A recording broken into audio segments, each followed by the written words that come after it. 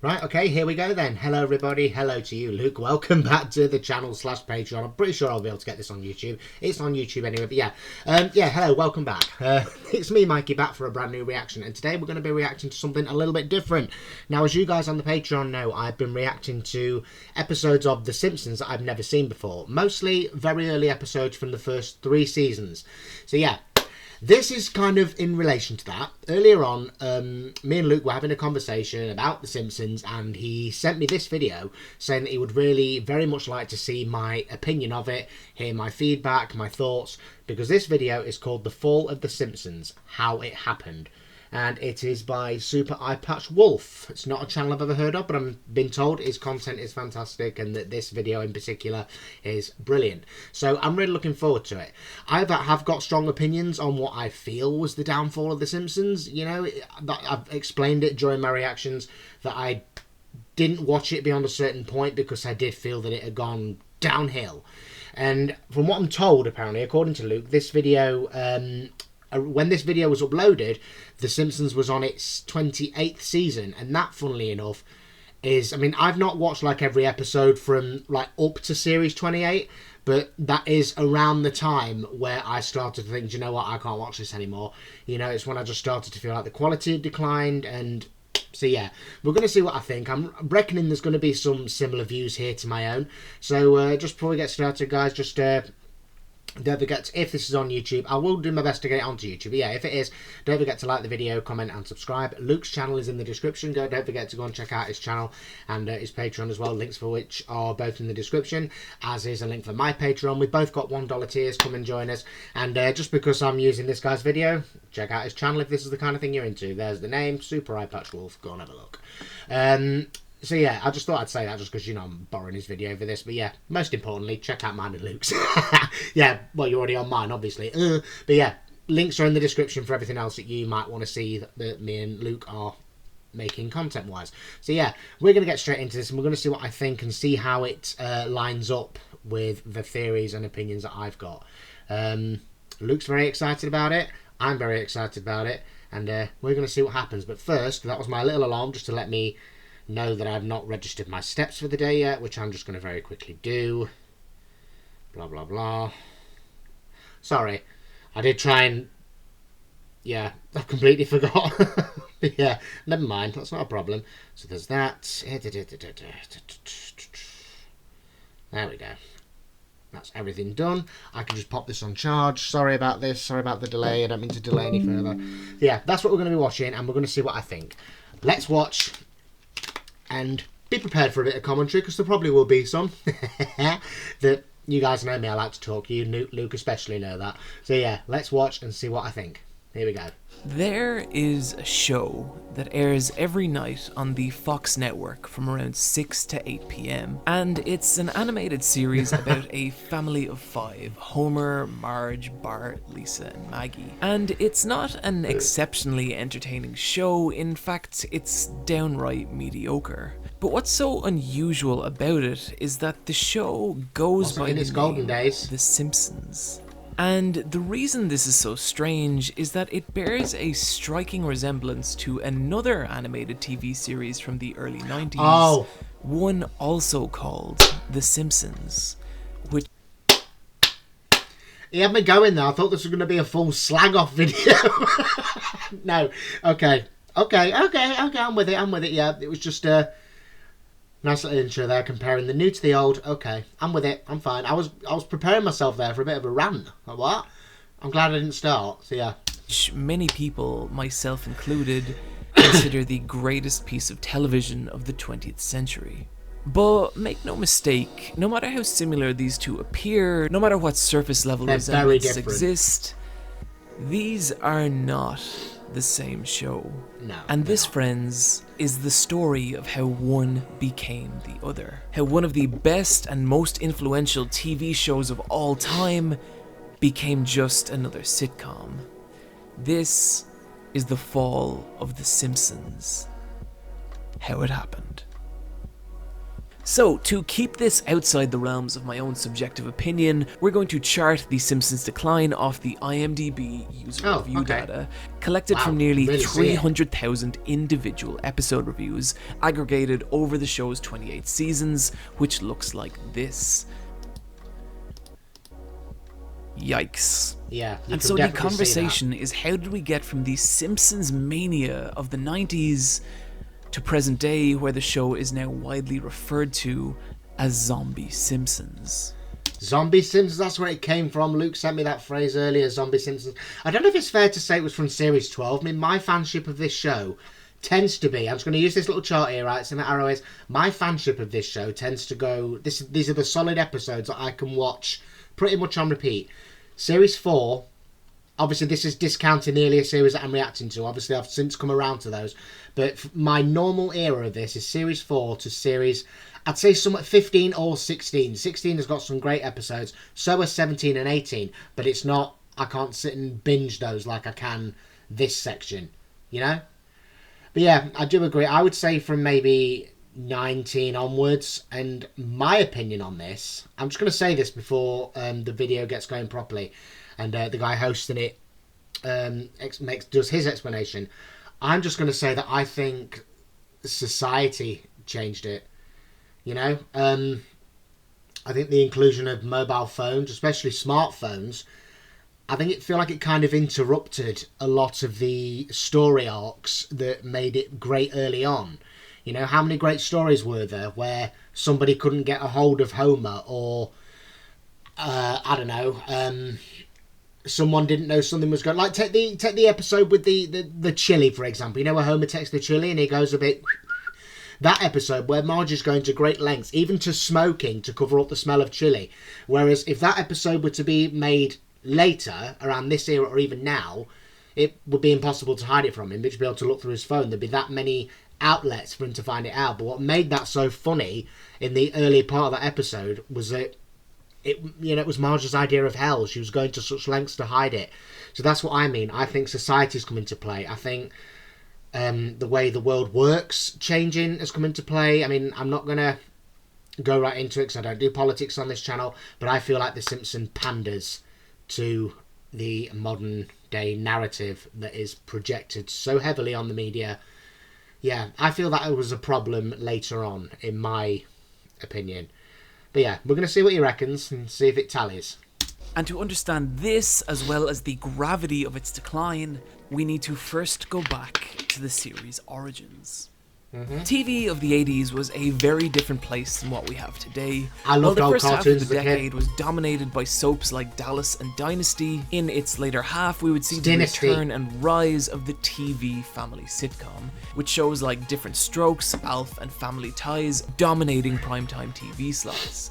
Each I've of heard of these all big those. shows centered around instilling the virtues of the American family unit, with smart aleck but well-meaning kids and wizened, loving parents. The families being shown on TV were safe and comfortable depictions of the staunchly middle-upper class, rich enough to be aspirational while not so wealthy that they become unrelatable, which was fine as long as you were never in the mood for anything more than good, wholesome fun. But it was also TV at its softest and most docile. Yeah. There's a sugary blandness to the television of this period, And that's another thing, sorry, I know it was mid-sentence there, but that's another thing. I feel like The Simpsons worked better years ago. I mean, how many times do we see that meme on Facebook, you know, where somebody puts a picture of The Simpsons house and goes, how Homer could afford this house and 2 cars and 3 kids with no degree in 1989. Yes, that made sense because that was normal for the time. But fast forward to 2026, or even when season 28 was out, fast forward to then, it's less and less possible. So I find that I think it becomes a bit more, well, a bit less, sorry, it becomes more relatable. You know, you do start looking, I mean, the fact that the audience is watching it now and going, yeah, he'd never be able to afford that in this day and age. Yet, it traditionally follows the time in which it is set, constantly. You know, it's constantly the present day in the show, unless they're doing a flashback episode or a flash forward episode. But yeah, I think that's a big problem as well. I think the fact that the dynamic of the setting worked better years ago, whereas now people are watching it and they're just looking and thinking, do you know what, there was a time when this would have been aspirational. You know, somebody could have watched it in the early 90s and thought, oh, it doesn't matter if I don't do well in school, I can still afford a house that size, which was probably true. Whereas now, it's either giving false hope or people are wising up and going, no, I'd not be able to afford that. This isn't true to life. They're just giving them a big house just because. So I think less people are finding anything to relate to in that sense, you know, in the reality sense. So less people are tuning in. So yeah, that's just another thing. There's many, many things that are going to pop up throughout this video, and I'm sorry, I will try and, you know, keep it as concise as possible. I'll try not to babble, but that's what a reactor does. I'm supposed to react and give my opinions. But yeah, I think that plus, you know, the modern world, I think it still works, it still goes, they can still get good stories, but there's so many stories that they now can't do because of the world that we're in. You know, stories that made it great years ago. You know, it just... Look at the episode Homophobia. I'm going to give you that one. I'm just going to say that. Imagine trying to make that work today. Wouldn't, would it? We've lost great stories like that because of the social narrative and the world that we live in, and so decline. Yeah?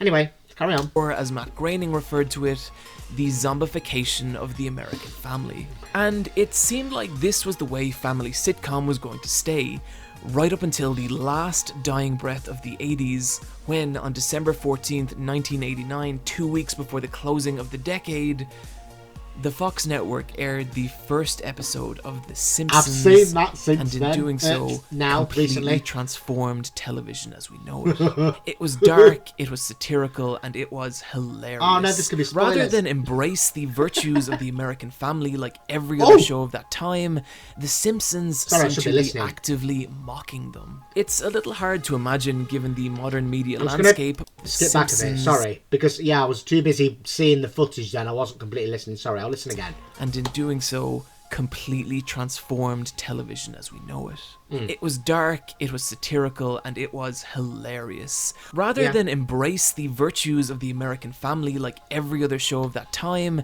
The Simpsons seemed to be actively mocking them. It's a little hard to imagine given the modern media landscape, but back then The Simpsons were seen as an expression of blatant anti-authority, disruptive entertainment that challenged every convention of primetime TV that had built up over the 40 years of its existence. The Simpsons was counterculture, shining a spotlight and satirizing every ugly wart of American society that so many others willingly ignored. Bullying, depression, the struggle of the lower middle class. Nothing was off limits and everything was game, and The Simpsons took gleeful joy in exposing it all. Whereas now, they can't. They can't touch on certain issues these days because it would trigger somebody. Somebody would get offended, or somebody go, oh my god, that's just giving me thoughts. You know, there's always one, isn't there? And this is what I was saying. Society has changed, and so the show has had to change. You know, this is why I would be keen to maybe react to some more modern episodes. But we'll see, we'll see. I know, Luke, I know you've recently... Today, apparently, you told me, you said you were watching episodes from Series 20. I can cope with Series 20. I wouldn't sit and binge it like I would with earlier seasons, but I can handpick certain episodes from it and from others from the future, you know, but I couldn't sit there and go, right, I'm going to do all of Series 29 tonight. I couldn't do that. Couldn't do it. Because it just, yeah, wouldn't be the same. Yeah, let's carry on. That's basically what I was just saying. Such disregard for what at the time were seen as modern American values quickly drew the ire of many parental and watchdog groups, decrying The Simpsons as abashedly un-American, even drawing the disdain of former United States President George Bush Sr. Make American families a lot more like the Waltons and a lot less like The Simpsons. Of course, the disdain of such massive authority figures only fueled the flames of The Simpsons' countercultural blaze, and audiences across the world fell in love with the distinctly dysfunctional family. If you were born after 1990, you probably don't remember. See, they could laugh at stuff like that then, take the piss out of it, flash their bare backside at it, you know, like Bart, just to go full on Mooney at the people that were saying these things. But imagine them trying to do it now. You know, the culture that we've got now, the cancel culture. I hate that phrase, but cancel culture. If this show put a foot wrong, they'd be off the air. And they've been on the air too long. They've got the title of longest running sitcom, longest running animated show without a break. They've got that, all of that going for them. They can't afford to risk any of that. You know, they have made history, and it's still got a few years to go, but Family Guy could catch up and snip could steal that away from them. Family Guy is only 10 years behind. Well, 13 if you count the year that they took a break. But even so, in 13 years, Family Guy could overtake. So they can't afford to fuck this up. You know? So that ties in with what I was saying earlier. They used to flash the bare arse to all that commentary and social stuff in the early days. Now they can't. You know? Just... yeah. Anyway, how big Simpsons Mania actually was, but for a time, The Simpsons was easily the biggest fictional property in all of media, with even throwaway pieces of Simpsons merchandise turning into their own miniature cultural touchstones, like the Simpsons arcade game, a staple of 90s arcades across the world, or Bart Simpson's Guide to Life, which to this day is still one of my favourite books I've ever read. I've never read it. The Simpsons even had hit songs like the infamous Yes, they did. the Simpsons Bart. Boogie. If you can do the Bart, you're bad like Michael Jackson. Everybody, do the Bart man. Check it out. That is so 1991. I can't do Ralph's voice. As Nancy Cartwright herself says, Ralph has to come from a woman. It all has to do with anatomy. My cat breath smells like cat food. No, I can't do it.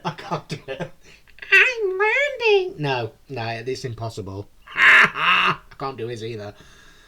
Well, I can if I smoke some sick. No, that's really Krusty. That's Krusty the Clown. Yeah.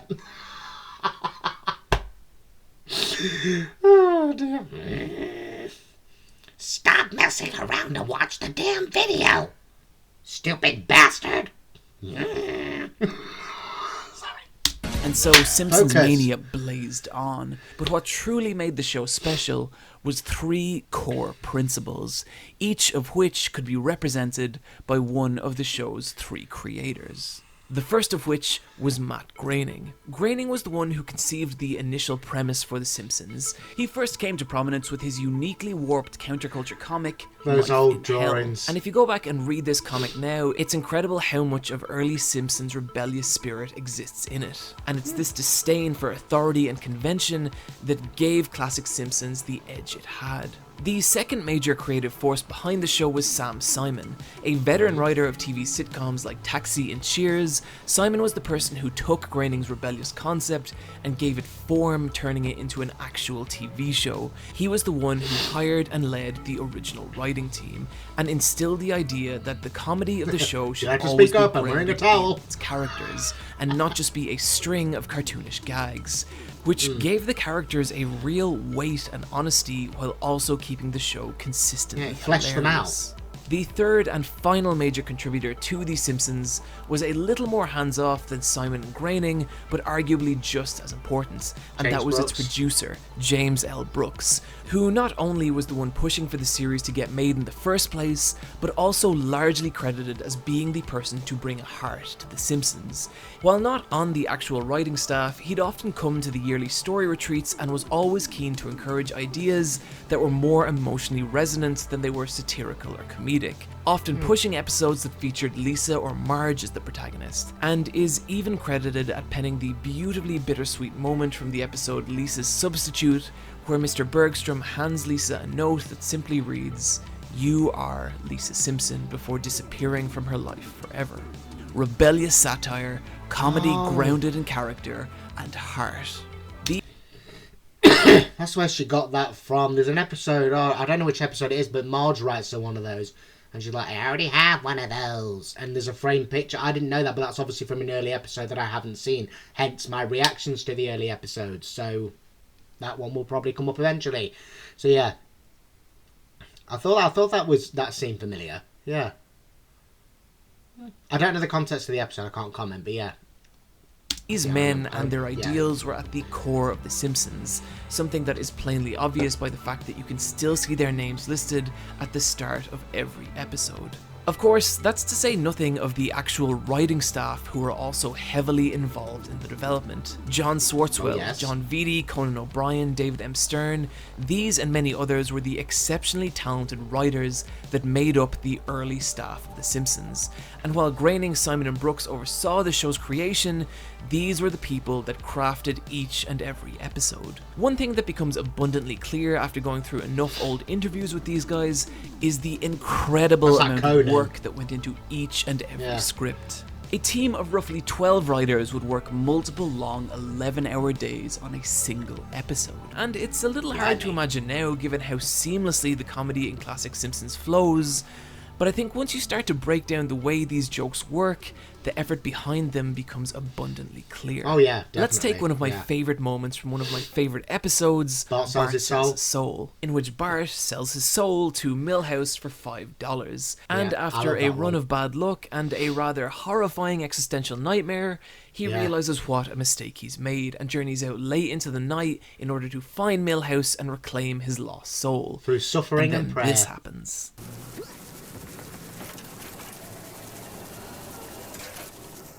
Finally, a little luck.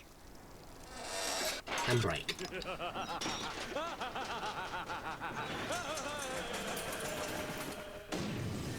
It's a brilliant, darkly hilarious piece of comedy, timed, paced, and delivered to near perfection. But what's interesting is what happens when you break down the mechanics of how this joke works, mainly by recognizing that this is not one singular joke, but a combination of smaller ones. It starts with Bart's bike being run over by the street sweeper. Second, it turns out all the street sweeper actually did was clean the bike. Third, no, it's actually been destroyed. Fourth, the reveal that this was actually an act of malice by some psychotic, nameless public servant. And finally, the street sweeper plunging down the stairwell. That's 5 jokes in 15 seconds. And I get that by breaking them down like this, I'm robbing them of some of their magic. But I think it's important to understand the underlying structure. And that is how each little piece of comedy builds on and expands on the one that came before it, crescendoing in the beautifully absurd and nearly surreal storyboarding. And it's a perfect example of the brilliant layered comedy of the jokes of classic Simpsons. These are jokes that, according to writers of The Simpsons from the time, would go through roughly 30 to 40 drafts of rewrites, which I think is genuinely evident from their makeup. They're simply too layered and too intricate to be the product of one single writing pass. And this is also a style of comedy that was completely distinct to everything else at the time. Sitcoms of the late 80s and early 90s were ruled by the laughter track, which had been a staple of American sitcoms since the 1950s, originally provided by a live studio audience, but now was just fake canned laughter, used as an artificial way to prop up lazy one-liners and unimaginative quips. The problem with using laughter tracks is that they only allow for jokes to be structured in a very particular way, with long lead-ins and big punchlines. But there is also a forced quality to it too, as it takes the onus away from the audience and tells us when to react. And if a joke is... A good thing that I've noticed there, you can so tell, especially with British sitcoms, you can tell when the laugh track has been added in. There are British shows that we know at one time were filmed in front of an audience, but then after a while, you know, if you listen to the laugh track, you find that it's exactly the same. You hear the same coughs every 30 to 40 seconds. And yeah, the setup for the joke there, when you watch Mrs. Brown, for example, which we know is filmed in front of a live audience, it's the first thing you see once the credits finish in every episode. You get that build-up, don't you? Like when you see Mrs. Brown make a face, or someone will say to me, "Oh, Mammy, don't interfere."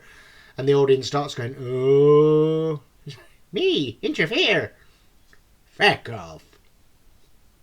You know, you get that. You get that build-up. So yeah, I see what it means about laugh tracks, yeah. I know we shouldn't be on laugh tracks, this is about The Simpsons, but even so, yeah. I just wanted to put my little opinion there. Yeah, you can so tell when they use laugh tracks, and it is so boring. You know? No one tells me how to react.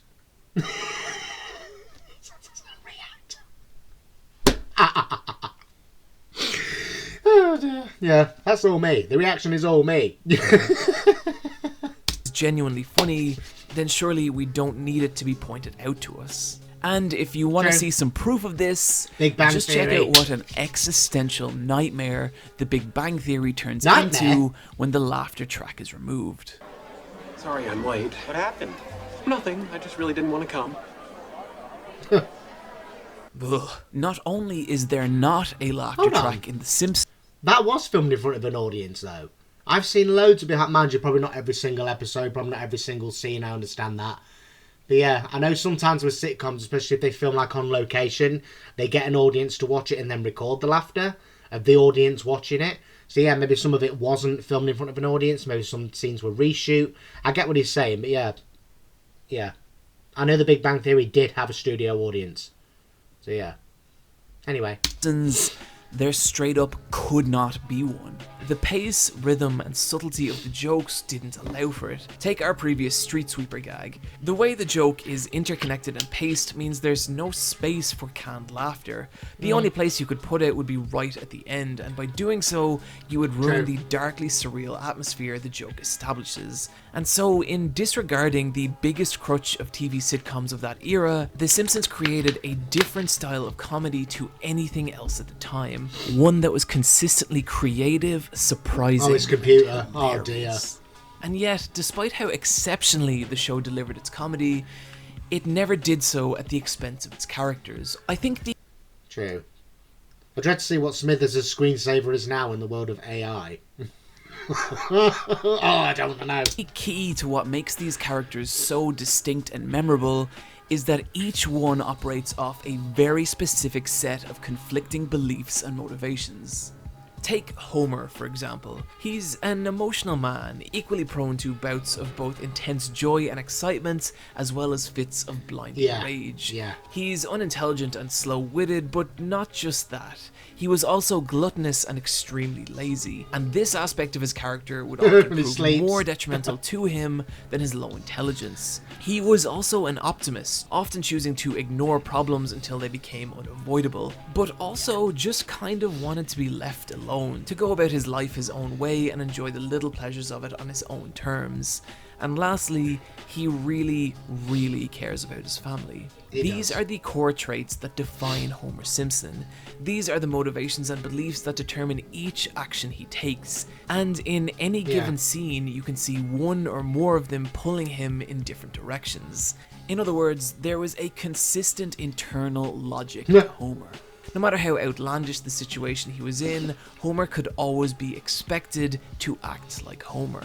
And so, when comedy did occur, you weren't just laughing because something goofy was happening, Because you were Homer doing did so it. because a character you were intimately familiar with had done something that made sense to them and only them. The That's comedy just of great Homer's character character development. comes from his failings causing him to misinterpret the world around him. I mean, it's no secret. I like to write stuff, right? Little stories. I've wrote scripts. I wrote a book in lockdown. But yeah, even I know one of the first things I ever learned about writing is that you need to outline your characters first. You need to know who they are, what they like, what they don't like, what makes them strong, what weakens them. You need to motivate them, or at least know what motivates them in order to write what they're doing. When I was writing, for example, those characters I made up, you know, the ones that I did for the YouTube videos, those 4 characters, I knew them inside out. It was like I'd grown up with them. I knew everything down to their date of birth, their shoe size, their family history, their background, where they grew up, if they had a difficult child. You know, you have to know everything, even if things aren't going to come up in your story. Like, take, I don't know, like the fact that one of my characters had five brothers. He was the middle child. That had nothing to do with anything that went on in the story, but it was important because it made him the patient person, because he had younger siblings that would often squabble. He learned at a young age that he got a better result calmly helping them than shouting at them. So it made him the calm character that could take a minute and go, right, hang on a minute, let's just think this through just for a minute. So just calm down. You know, you can't write for a character until you know how they would behave or how they would react in a certain situation. That is just good writing. But it is true, what he said there about Homer. Everything he does, you just look and go, that is Homer. But now and again, I have noticed Homer has kind of broken character. Like, you know, sometimes he's got a bit more of a conscience than he has in others. Like, take Homer the Smithers, one of my favourite episodes, when it turns out he's got Smithers fired. The way he can't even touch his dinner because he's so worried. You know, I think he's got a bit more of a conscience there than I would associate with him. Because while he's not clever, it wouldn't take much to realise that Mr. Burns and Smithers had never really, you know, been on his side. You know? Why should he give a shit? You know, I get it, you know, he's all about emotion, he's all heart at the end of the day. But he seemed to care a bit too much. You know? That, for me, is always an issue when that comes up and he goes to these lengths to help him. I think, why'd you care? You know, you should be happy that you've done Mr. Burns a service. You taught him to look after himself. But no, he's more preoccupied by the fact that a man is out of a job. You know, I just feel like that is, granted, it leads to some great comedy, but I just can't see his motivation for that. You know, it's a weird one. But it's just how I feel. One of my favourite episodes, but every time I watch it, I'm thinking, why'd you care so much? You know, why don't you just get a sandwich and put the TV on? You know, your problems are over. You know? You've been hounded by this old geezer for God knows how long, a couple of weeks at least. Enjoy that time alone that you haven't had, you know? It's, I don't know, it's just one where I think it's a bit different. But anyway, let's move on. And suffer because of it. This is the kind of character writing that was dense throughout every episode of The Simpsons. But it's only when this, combined with the show's expertly crafted narratives, that the series' true strength becomes apparent.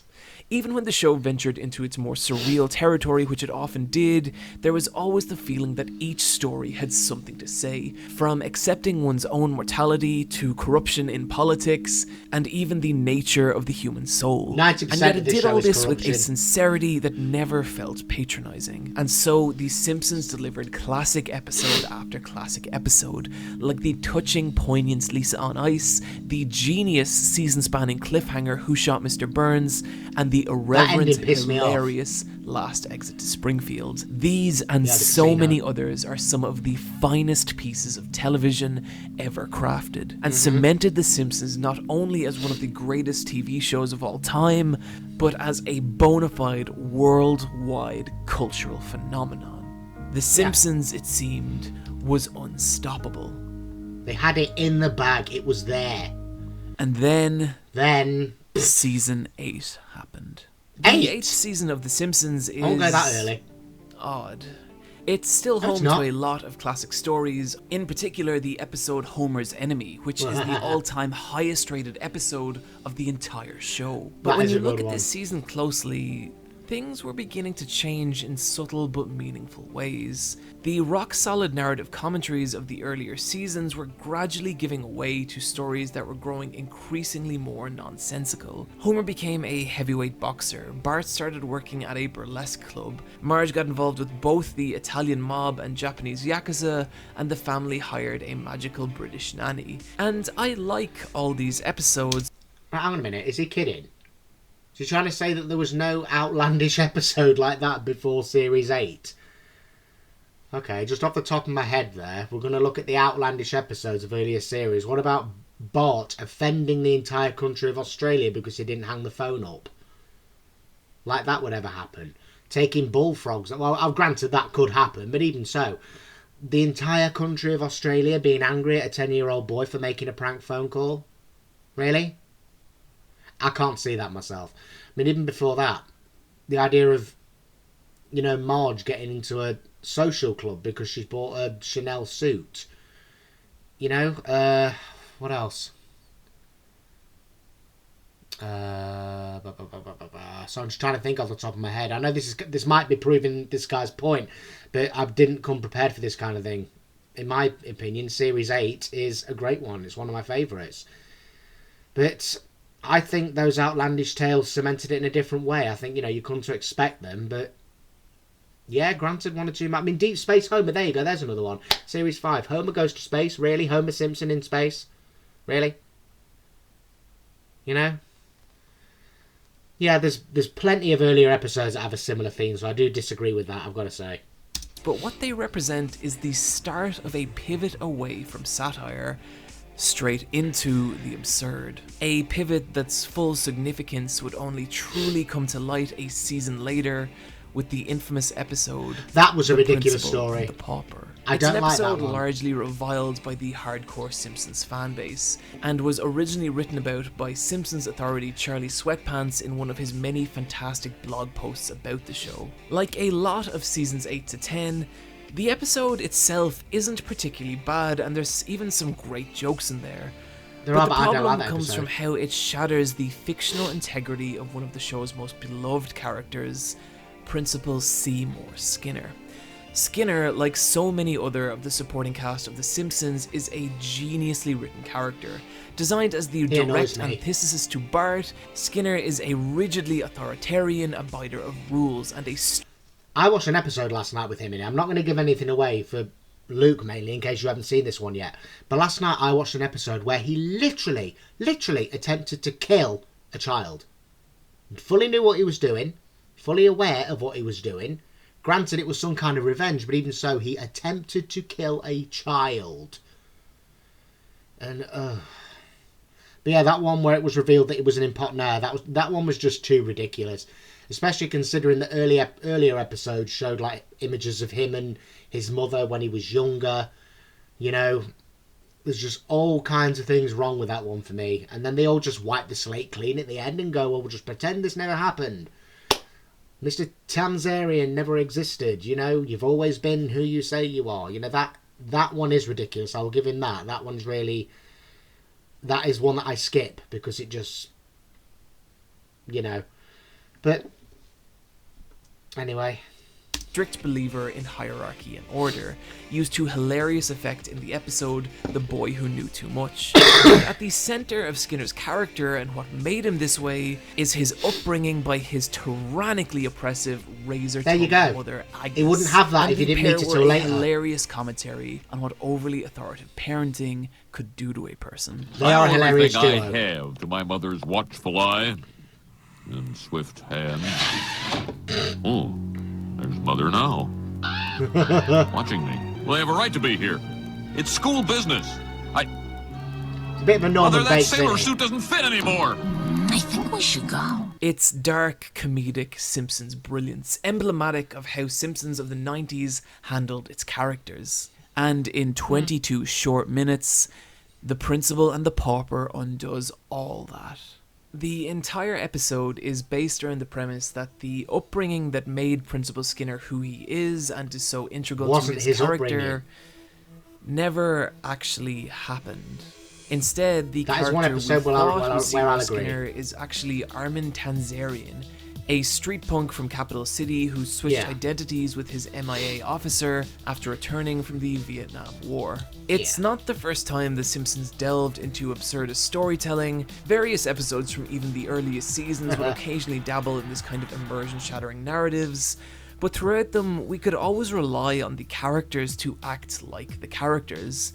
Yeah. But now, this episode was telling us that a character who's been built up carefully for 8 years isn't real and never was. All for the sake of a cheap gag narrative that ultimately goes nowhere and says nothing. Yeah. It felt wrong, a little perverse even. And if this perversion had remained just in this one episode, it wouldn't have been that big a deal. But unfortunately, this was just a prelude of what was to come. Slowly, as The Simpsons crept along, little pieces of it would start falling away and disappear. The narratives were becoming less poignant, the characters less consistent, and a lot of the jokes were starting to land with the laziness of the most average of sitcoms. Something was changing for the primetime series. Something was corrupting The Simpsons. And I think you can boil down this shift I in think it came direction later. to two primary factors. And to Go find on. the first, we need to look to what was happening the staff that made up The Simpsons of the late 90s. The three people credited as creating the show were long gone at this point. Matt Groening had moved on to other projects like Futurama, Sam Simon had left in 1993 over creative differences, and Brooks became less involved with the show from around 1995 after a public dispute with Groening over the episode A Star is Burns. There had also been some deaths on the cast, most What's wrong with that notably the episode? tragic passing of Phil Harmon, and Doris Graw, which unfortunately left some of the show's best characters without a voice, and that's to say nothing of the actual writing staff itself. Here's a list of every major writer who is a lead on multiple episodes of The Simpsons. That is another thing about this show that annoys me. I have read multiple times that they've said that this show will continue until one of the voice actors dies. Now, imagine you are one of the main voice actors, you know, Dan Castellaneta, Julie Kavner, Nancy Cartwright, Yardley Smith, Hank Azaria, and Harry Shearer. Imagine you are one of those 6 main. Obviously, I know there's loads of other regulars, but imagine you're one of those 6 main people, and you read that, and you're like, oh, right, okay. So basically, you need me to stay alive so your show can do well. You know, I mean, I get what they're saying. You know, they're basically saying, oh, you know, it's going to be here forever because they're not. You know, it's like they're saying our cast can go forever. They can't. You know, they are all getting older. Even in later episodes, I've noticed Marge's voice in particular. I don't know anything about Julie Kavner. She doesn't allow you to, does she? She's a very reclusive person, I know that. But when I've watched later episodes, you can hear almost like she's struggling to get the rasp of the voice right for Marge. To the point where she doesn't have her meltdowns anymore. She doesn't go batshit over silly things. And, you know, I think that's taken something away from her character. Because while she is a rounded off, you know, straight-laced, let's everybody compromise, let's all try and be happy woman, there are episodes and particularly moments where she loses it. And that is when you can kind of go, wow, you know, she's more human. She does lose it now and again, but from what I've seen of modern episodes, she doesn't really do that anymore.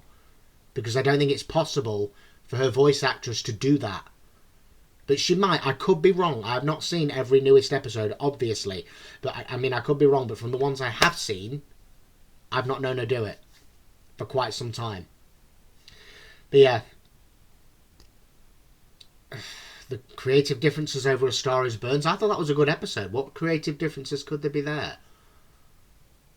Well, I don't know. I'll have to look into that. But yeah, anyway. During its most acclaimed period. In other words, the writers who shaped what the series was. We're gone. And watch as we go forward through the years, more and more drop off, with a massive exodus right at the start of Season 8, which is when the ratings for the show would begin their slow decline, with only a tiny percentage of the original staff left by Season 12. I want to make it clear at this point that the purpose of this video is not to demonize any of the staff of The Simpsons from Season 10 on, namely because I think that's a bit of a shitty thing to do, but also I think the problems are more complicated. Oh, the Gaga one, Jesus. But what I do want to do is explore how this change of staff affected the writing behind the series and how it changed its style of comedy. The best analysis I've seen of this is from a 2016 blog post written by Jonathan Jason, in which he breaks down a joke from a more recent season in the style of both modern Simpsons and classic Simpsons. The joke goes like this. Homer is sitting in an airport and over a loudspeaker a voice announces, "Boarding has commenced for women, children and fat men." To which Homer exclaims excitedly, "That's me!" And that's the joke. With all due respect to the person who penned this line, does this really feel like a joke that went through 30 or 40 drafts like Simpsons of old? No. It has no layers, no subtlety, it's just a self-referential throwaway piece of nothing. And ironically, the exact kind of joke a laughter track would fit over perfectly. Now watch what happens when Jason rewrites the same joke in the style of classic Simpsons. We have the same setup with the same announcement for women, children and fat men, but this time Homer ignores the announcement and sits in blissful ignorance, before being approached by an airport staff member who taps him on the shoulder and says, sir? And points towards a queue of overweight men, before cutting back to Homer who had let out a disappointed doe. See how now, all at once, the joke is funny, tells us a little bit about Homer's character, about the airport and its staff, and is... shows his stupidity, shows that childlike part of him where he has to more or less be shown what he's supposed to be doing or where he's supposed to be, And then, of course, the heartfelt, whatever that, however that was supposed to come out, that bit that makes you feel sorry for him as well as want to laugh at his stupid. I see what they mean now when you put it like that. And I can think of a few examples. I'm not going to go through them all because I can't remember the episodes and I can't remember the exact context of what's going on. But now I think about it, there are a few instances like that, yeah. Even a mild commentary on how society views obesity, now it has layers, now it has a purpose. The article also reveals another problem that was creeping its way into The Simpsons, and that is the two characters present here are not actually the same person. One is the slow-witted, downtrodden everyman from the first 7 seasons, and the other is jerk-ass Homer. Jerk-ass Homer is a term that's been coined to describe Homer of the modern era. I think While I've heard classic that one Homer before, is yeah. layered and nuanced, jerk-ass Homer Yeah. is basically a wacky cartoon dad, an indestructible, supremely confident sociopath who's willing to leap headlong into any new venture for the most nonsensical of motives.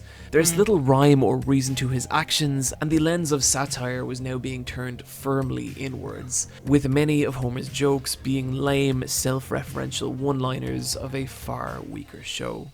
Fog machine? Even I think this is crazy. Ugh. And this shift could be felt not Okay, only yeah. in each member of the Simpsons family, but in every resident of Springfield, sometimes completely destroying characters in the process. Moe went from a violent, low-life, vaguely criminal owner of a shady bar to a boring, lovelorn family friend who only occasionally said the wrong thing. Lisa went from a skeptical, isolated intellectual and voice of reason to someone an who absolute religiously know-it-all. follows popular trends. Or Barney, who goes from an alcoholic to a coffee drinker, turning him from a hilariously dark representation of a major societal woe into, well, someone who likes coffee. But that Every didn't dark, stay. satirical edge of Springfield was being smoothed out and sterilized. Its characters were slowly devolving into simple-minded cartoons of what they had once been, the exact kind of one-dimensional writing Sam Simon had worked so hard to avoid.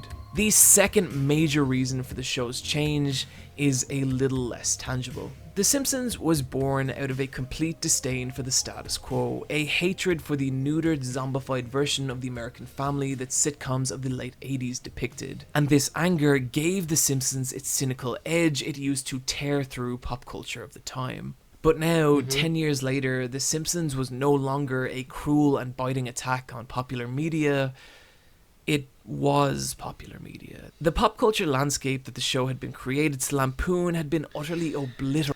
And that ties in with what I was saying earlier, like when I said it is pandering to the social norms, whereas 30 years ago it would have stuck 2 fingers up. Well, it's America, so one thing, they'd have stuck the middle finger up to the way the world is now and would have joked about it, downplayed it, they would have given us so much to laugh at. Those laughs that we are not allowed to have anymore, and it sickens me. And that show is doing. I mean, Luke, I'm talking to you directly now. Do you remember when I was first explaining Family Guy to you, and I said that Family Guy doesn't do that, which is odd because this is obvious. This comes into play where it is obviously about the staff there, because Family Guy and The Simpsons are both broadcast on the same network, so it's not the network. It's got to be the people working behind it. Episodes of Family Guy I've seen, even from the last 5 years, have been really satirical, and they've said things, and I've been like, oh, I'm surprised they were allowed to leave that in an episode from 2022. Do you know what I mean? It's that kind of thing. So the fact that The Simpsons doesn't follow, despite being on the same network, being the same type of show, having the same kind of airtime, it just puts it down to the people behind it. That's all that it can be. Possibly even the cast. It could be a case that, that cast, let's be honest, that cast have got all the producers and everything bent over a barrel, haven't they? One word from one of those voice actors going, well, if you really want me to do that, then I don't think I can do it, I don't think I can stay on for another season if this is the direction we're going. And that's another thing that pisses me off about films and TV these days. The actors get too much of a say. Don't get me wrong, I want the actors to be happy in their job. But on the other hand, they're being paid a shitload of money. So just do the job you're paid to do. You are an actor, you are not a producer. Don't take that route. Don't get me wrong, in some things it's okay. If the actor is one of the writers or creators of a show or something. Like Seth MacFarlane, for example. He created Family Guy. He's created all of his shows, more or less. And obviously, as an actor as well, he can get a say in what he's doing. Do you know what I mean? But yeah, to think now that how many films come out now where it says that the lead actor is an executive producer? It's occasionally good, but not always. And then you look and think, do you know what, all these actors, these voice actors have got to do is make one little threat. Because if they walk, that is... I mean, in the early days, they were all given a handful of characters to save money. But now they are so dependent on those actors voicing all those different characters that they would not survive if they didn't. Do you see what I'm saying? So even if one of the actors were to have a bit of an issue with something that had been written or proposed, they can't do it. There's too many people that have got a say. And you know what they say about too many cooks? Spoils the broth. And that's exactly what's happening. Yeah, let's carry on, see what happens. And in doing so, The Simpsons lost its ability to truly be satire. Characters that had been conceived as a harsh critique of TV stereotypes of the time now lost all context. And The Simpsons itself was even being parodied by newer shows like Family Guy and South Park. Yeah. The Simpsons as a show had aged out, and as a result, it needed to transform and change its identity to stay relevant. And it did so in the most disappointing way possible. And that was that rather than treating the idea of celebrity with the wry disdain it had in its earlier seasons, modern Simpsons revels in the celebration of the rich and famous. Yeah. No longer were bespoke guest characters created for each new celebrity. The joke now was just let the Simpsons meet a celebrity and have get as that many guest serve stars as as they the gag. possibly can. And the result is some of the weakest, most insincere writing of the entire show. Yeah. Welcome to the United Kingdom. Prime Minister Tony Blair? Hey, Blink 182! Thanks for the lift, Tony Hawk. I gotta go now, Tony Hawk. Bart, you know Tony Hawk? Is this really the same show that so thoroughly took apart celebrity-centric culture in episodes like Radioactive Man, Bart Gets Famous, and The same show that hid Michael Jackson in plain sight? No. You know, and again, it feels like, you know, they knew things were... I mean, again, I will wholeheartedly speak up for the likes of series 8 to 15 or 16. I will speak up for them because they are entertaining, far more so than seasons that came after them. But yeah, thinking about it now, you do realise that, yeah, every season has got like 4 or 5 celebrity guests, and you think, you know that they're doing that because it's a magnet for viewers. You know, they've lost something, so they're trying to replace it with something else, celebrity guests. And a lot of shows go that way, don't they, after a while? I mean, even, no disrespect to this show at all, but even Friends brought in some pretty big celebrity guest stars, like Danny DeVito in their final... They knew it was their final season, but they brought him in anyway, you know? Even Friends is guilty of it. And Big Bang Theory as well, they did it. Like, they brought Kathy Bates in, for goodness sake. Kathy fucking Bates. That's her name. Yeah, do you know, I always get her and Kathy Burt mixed up. No, Kathy Burt didn't walk onto the Big Bang Theory. You not do fucking science for a fucking living. Do me a favour. You can imagine that, can't you? No, they brought Kathy Bates in. Yeah, you can see, it's just... the way it goes. I mean, these actors don't need that money. They know why they're doing it. They're doing it to get their face on something popular. You know, it really, really annoys me. And, yeah. Anyway, let's finish this. I feel like this is going on forever. I want him to be able to watch it. No, it's not. This is Lady no Gaga, longer a fuck show off. that satirizes pop culture. This is one that actively worships I do like Lady Gaga, don't get me wrong. I do like her music, but that episode, the way that she's in, no, it's too much. Can't stand it. it. The only thing that The Simpsons was a parody of now was The Simpsons. And this is the state it would remain in for the next 2 decades. A soulless, shambling husk that only vaguely resembles what it had once been. And this is the period known as Zombie Simpsons. Oh, that's horrible. And so with this in mind, let's return to our graph and put all this together. The Simpsons was born in the last breath of the 80s and quickly became the dominant force of early 90s television, with a ferociously satirical slant on not only entertainment, but also society itself, with masterfully written episodes and characters that drew in a global audience, thus creating Simpsons mania, right up until season 8, where major staff changes slowly began to eke away at the identity and craft that made the show great. Slowly, little pieces of The Simpsons began falling away, with characters that were beginning to only vaguely resemble who they had once been, reaching a critical limit in season 9 with the Principal and the Pauper.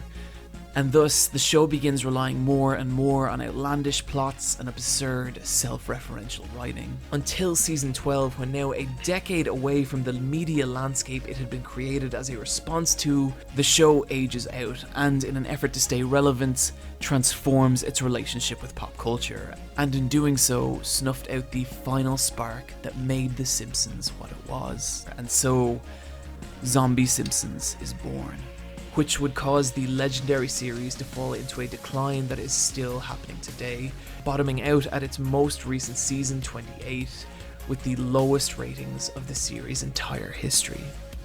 But they still managed to stay on for another 10 Ultimately, years. it's hard not to feel sad about what's happened to The Simpsons, but even if the same staff had stayed on, even if everything had remained exactly the same for the show internally, I think Simpsons was too much of a time that it could never really have survived the turn of the millennium. So much of it was so rooted in the culture of the 90s and its media, and I think that's okay. I think entertainment isn't meant to last forever, rather it's an extension of the people and places that made it at a particular moment in time. And that's what The Simpsons is, one of the purest and most raw expressions of social and political unrest, beautifully told and hilariously depicted. And despite what it's become and how it's all ended, I can't help be so glad that we got those early seasons. It was a show that shaped a generation and transformed entertainment as we know it, and I'm very, very glad it did. But regardless, this has been the story of how the greatest show on earth became just another sitcom. This was the fall of The Simpsons. How it happened. How long's left? Christ. Is this going to be all credit now? Friends, that's going to do it. I want to once again give a huge shout out to artist Rebecca Reynolds for in the description, to all my patrons with. Yeah, we're just going to... We're not going to do anymore. We're just going to leave it there, shall we? Yeah, because I don't need to go into all that business about this, the guy's channel and the people that help make the thing. Yeah. I agree on so many points with this. My biggest disagreement is that I think that Series 8 was still the golden era. But there's different perspectives of looking at it, isn't there? You know, obviously we're looking at the writer changes. I wasn't aware of that. You know, I wasn't aware that all those original people ducked out so quickly. Obviously I was aware that they ducked out, but I didn't realise that it had been at that stage. Yeah, I do agree with a lot of what he said there, particularly what he said about the episode The Principal and the Pauper. I cannot stomach that episode. It pisses me. I mean, I don't like the character of Skinner anyway. You know, he's just one of those characters who just really irritates me. He's all humble and about the kids until there's something in it for him. And even though that is the satirical basis of that character, you know, which I understand, I just can't get on board with this character at all. But yeah, that episode really pisses me off. But yeah, I see that what he kind of said, what he was hinting at, I would say, did sort of reflect what I said about my opinion on what happened to this show. I strongly feel that the biggest thing to blame is societal change, you know, and bringing it into the modern world, which... I mean, they have to do it, don't they, to keep modern audiences interested. They cannot rely on the same audience from the 90s watching the same show just because it's set in their era. It has to move with the time. And while I do feel that The Simpsons, I feel like with a bit more care it could survive it, you know? I mean, I think another thing they do is they burden themselves. They put too much work on themselves. Not only are they trying to make like 24 episodes a year, every single year, which is now a longer process than it used to be, they're also doing things all the time. Like they're doing little exclusives for, you know, like they're doing shorts. They did, they're doing a second movie. While I'm kind of looking forward to that, 'cause the first movie was pretty good. I do like the first movie. But, you know, I feel like they're saddling themselves with far more work than they really need to. You know, and I think with that being the case, they're having to put scripts together, they're having to do everything at such a quicker pace. I know it's always been the case of having to do it every year, but in those earlier days, you know, especially in the time when they were writing they probably wrote the first 3 seasons worth of episodes, giving them a few years to do series 4, 5 and 6. But then as things took off, you know, they started to make video games, they did the arcade, you know, they started doing all these different things like they said earlier. Music, part of that Simpsons mania, I feel, probably made the workload a lot heavier. for the crew. Well, say it's got to be the crew, hasn't it? Yeah, not so much. Well, yeah, the cast as well. The cast as well, because they would have to do more voice work. You know, they would have to probably do extra episodes, because I know for some shows they write extra episodes just in case some are vetoed by the networks that they're for. Some sitcoms even film extra episodes that they know are never going to air or be seen by anybody, but they film them anyway, just in case someone says, well, no, we can't air this episode for some reason. It's just how things work. But yeah, I feel like the show is, I'm going to say, it feels like the wrong word, but I'm going to say they've kind of overstretched themselves a little bit, especially in recent years, because, again, you know, with more and more demand comes more work. And again, I think it's the input of too many people. You know, I don't know how many writers they've got on there now. I don't know how many producers, but I'm pretty certain the cast will have a pretty strong say in what goes on in this show. They're not going to want to put their names and their voices to something that disagrees with their beliefs. And that is the other thing that I'm talking about. Beliefs. Social beliefs. There are things that this show did years ago that they cannot do now. You know? And I think that has taken away from a lot of the story, and that's taken away from a lot of the satire as well. And that started much earlier than we think. It's only now you think about it. Look at episodes like the one in season 7, Much Ado About Nothing, where it's all about voting away immigration. Look at the episode about gay marriage. You know, these stories were being told much earlier than we would think they were. But it feels like there's kind of a shift in focus there. You know, it's more about embracing those societal changes rather than going like that to them, you know? And yeah, that is my big problem with more recent episodes that I've seen. Like, there was a flash. I'm not going to give anything away for Luke's benefit, mainly because I know he's recently started to watch more modern episodes. But there's future episodes where there's very heavy implications. You know, I don't want to say, because I don't want to give it away if he hasn't seen it. But let's just say one or two characters have phases or something that you might not think they would have. So yeah, it's like it just has to pander to the social narrative. It has to pander to what the people want. But what they don't realise is that that's not what the people want. That is what people that hide behind their phone screens say they want. The people that, you know, they go out and buy a different colour, different hair dye every week.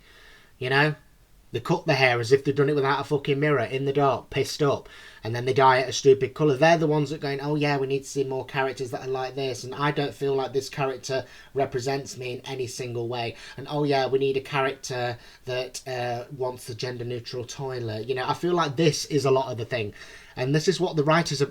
Well, yeah, the writers, this is what they're seeing, this is what they're picking up, and they're going, do you know what, we're going to have to incorporate it, because look at the millions of people that are saying the same thing.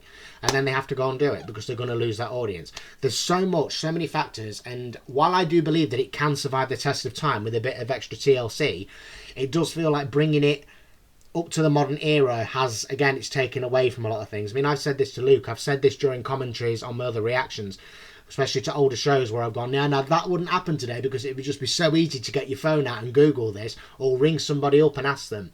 You know, this show was much stronger before the addition of technology. And while some of the addition of technology has brought some fantastic episodes, another one I watched last night from season 18, I think, Marge Gamer. Marge gets into online gaming. It's a brilliant episode, it really is.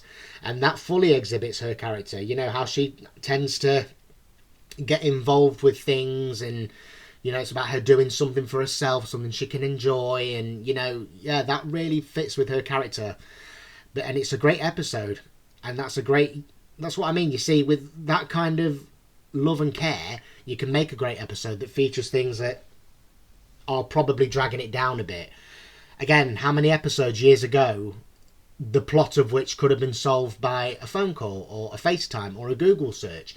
Whereas now, because of those things to hand, it's hard to do certain stories because the audience will then go, well, that could have a quick fix. You know, it's a very funny one, and I think time does play a very big role in this. It is a show that will probably continue going for many, many years to come. I mean, they'll be having their 40th anniversary in less than 3 years. It'll be 3 years in December, won't it? So yeah, just in about about 3 years they'll be having their 40th anniversary. They've got another movie coming out. This show is not going to be stopping anytime soon. But we've just seen that chart of all that decline. How does it stay there then?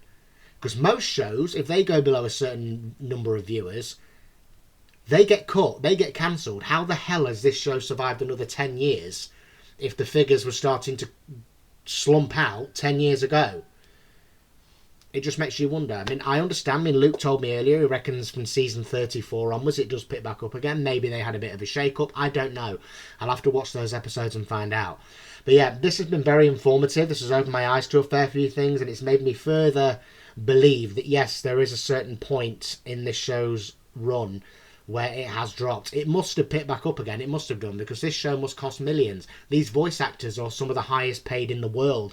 They would not keep paying these people for a show nobody is watching, so it must have picked up. It must have. But that could be down to the pandering I was talking about earlier. If they're pandering to certain groups and they're getting those views, because let's face it, unless there's something to argue about, those people don't go outside, they stay inside. So yeah, let's be honest, that's the case. They're going to be watching it because it's pandered to their beliefs, and it's become a different show altogether. I am interested to watch some more modern episodes. I mean, like I say, I stopped watching new episodes around 28, series 28 or 29, something like that. I don't think I've watched the newish one since then. I can't remember. If I have, it probably would have been for like the last 15 minutes if it was on TV. If it was just, I've just put it on for something to watch for that 15 minutes. That's all it will have been.